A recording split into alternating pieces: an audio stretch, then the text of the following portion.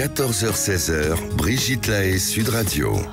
Fabrice Bach, on va rêver avec Nathalie qui est avec nous. Alors les rêves, on en parle tous les vendredis parce que j'ai remarqué d'abord que vous aimez bien nous appeler pour raconter votre rêve et avancer. Et puis surtout parce que le rêve, ça parle de nous et ça parle de quelque chose de nous qui est là, mais qui n'est pas tout à fait encore complètement élaboré. Et avancer sur la compréhension d'un de ces rêves, surtout si c'est un rêve qui revient, eh bien, ça nous fait passer souvent une grande étape. Oui, tout à fait. Oui. Pardon. Non, allez-y. Oui, j'allais dire, c'est Freud avait écrit, le rêve, la voie royale de l'inconscient. Et je pense que c'est intéressant. Maintenant, c'est toujours intéressant de ramener l'interprétation du rêve au vécu de la personne, parce qu'on trouve souvent les mille et une interprétations des rêves d'une façon générique. Ça nous parle de nous, de notre histoire et de nos désirs inassouvis. Et c'est là où ça devient intéressant. Oui, bien sûr. Même si il y a quand même des symboles quand même très récurrents, et on peut quand même aussi, et peut-être que au fur et à mesure des vendredis, je vous donnerai quelques pistes des symboles des rêves. Mais aujourd'hui, plutôt, on va écouter Nathalie. Bonjour Nathalie. Bonjour Brigitte, bonjour Monsieur Bach. Bonjour. Alors je suis dans le domaine du rêve, on va dire une grande rêveuse. Et j'avais un jour fait une formation et je m'étais tellement investie qu'en fait j'avais arrêté de rêver. Et la formatrice m'avait dit c'est bien, vous investissez, mais un peu trop. Du coup je ne rêvais plus. Ou vous ne vous souveniez plus de vos rêves. Peut-être que c'était tellement psychiquement chargé la journée que la nuit vous dormiez tellement profondément que vous ne pouviez plus vous souvenir de vos rêves. Ah, c'est possible, il paraît qu'on rêve tous mais qu'on ne s'en souvient pas forcément. Oui, c'est vrai, vous avez raison. Alors, très souvent, j'ai le même rêve qui revient. Et donc, je suis dans un endroit, il me semble, qui n'est pas totalement inconnu, mais je ne vois pas vraiment où ça peut être. C'est une grande maison. Il y a du monde autour, beaucoup à l'extérieur, un peu à l'intérieur, des gens que je ne connais pas forcément. Et je cherche des membres de ma famille, surtout mes enfants. Donc, j'ouvre les portes assez facilement, les unes après les autres. Et j'ai de plus en plus peur parce que je sais que la dernière que je dois aller ouvrir et qui est celle qui se situe souvent au fond du couloir et plutôt à gauche, celle-là, il va y avoir, ça va pas bien se passer pour moi. Il y a un mélange avec ma sœur, avec qui j'ai des relations délétères depuis quelques années, et puis il y a aussi de l'eau, une eau autour de cette maison qui est boueuse. Voilà, et c'est des rêves angoissants, ça c'est sûr. Oui, c'est un rêve qui traduit. Moi, votre rêve, comme ça, a priori, parce que là, Fabrice Bach, moi, je peux me permettre des interprétations sauvages, ce que vous ne pouvez pas vous permettre. Ça me fait penser comme s'il y avait un secret de famille, comme ça, qui est sous-jacent, qui est dans cette eau boueuse, qui a rapport sans doute avec votre enfance, parce que vos enfants, c'est peut-être vous, tout simplement. Ou en tout cas, et le fond du couloir, on voit quelque chose qui laisse à penser, vous savez, quelque chose de sombre, peut-être même de sexuel.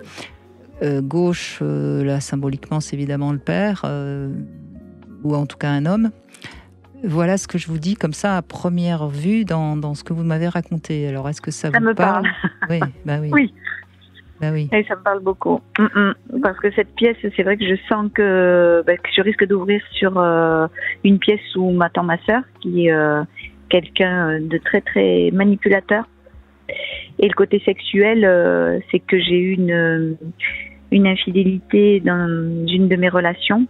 C'était une personne qu'elle m'avait présentée et avec qui en même temps elle n'avait pas terminé sa relation, mais elle voulait s'en débarrasser.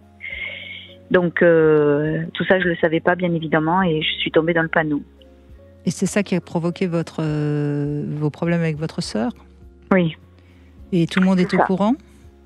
Non, bien évidemment, parce que déjà, j'ai pas voulu que la famille explose, donc j'ai gardé ça pour moi, et puis c'était tellement énorme que, de toute façon, je me suis dit, c'est pas possible, on croira jamais, vu que quand on la voit, on peut pas imaginer ça. J'ai fait pas une psychanalyse, mais j'ai fait des séances avec un psychiatre parce que j'ai cru devenir un peu folle de ça. Et ça me parle, votre rêve. Enfin, c'est le vôtre. Hein. Oui, mais voyez, vous avez ouvert quelques portes, mais la porte la plus essentielle, vous l'ouvrez pas. Je l'ouvre pas, non. Donc peut-être qu'il faudrait, c'est ce qu'on dit souvent, il faudrait peut-être écrire une lettre à votre sœur, laisser sortir tout ce que vous avez à sortir, et après, vous la brûlez, et puis vous verrez ensuite. Vous aurez J'avais essayé de lui parler.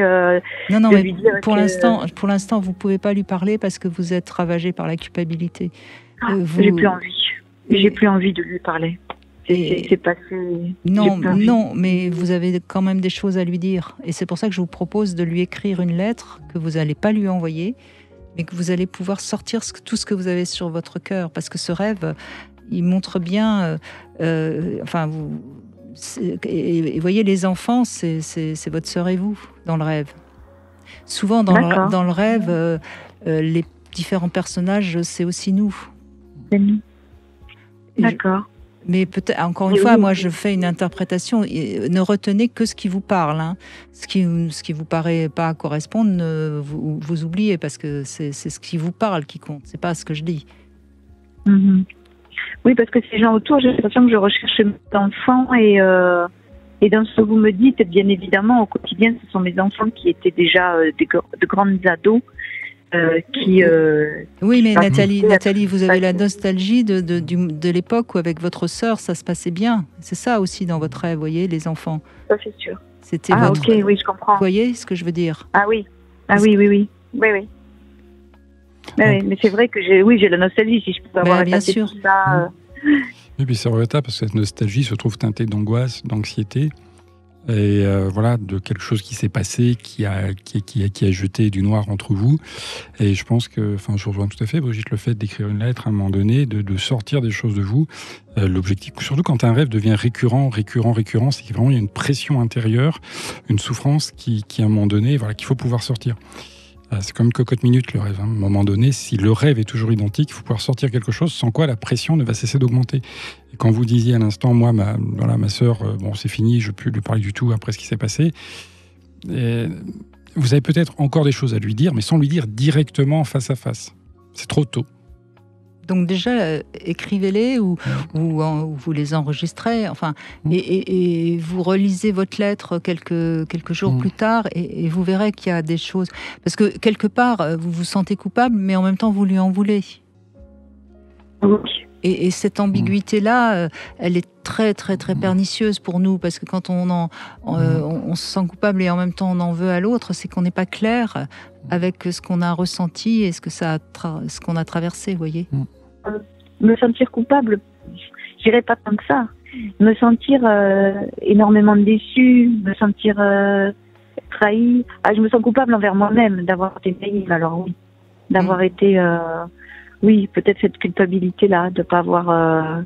d'avoir manqué de vigilance, mais jamais j'aurais imaginé une telle situation, que les choses pouvaient être celles-là. Hein. Mais vous, déjà, pour ce rêve, vous m'aidez à voir le rapport entre les deux. Oui, et puis il y a cette eau boueuse autour qui montre bien comment vous êtes embourbé dans cette histoire, vous voyez. Et quand on est embourbé, il faut arriver à être plus clair avec soi-même sur ce qu'on a traversé, ressenti, où on en est dans nos ressentis, quoi, tout simplement. Et puis encore une fois, c'est votre vérité, hein, c'est pas la vérité de votre sœur. Hein. Donc, oui, on n'a pas vécu ça de la même manière. Forcément.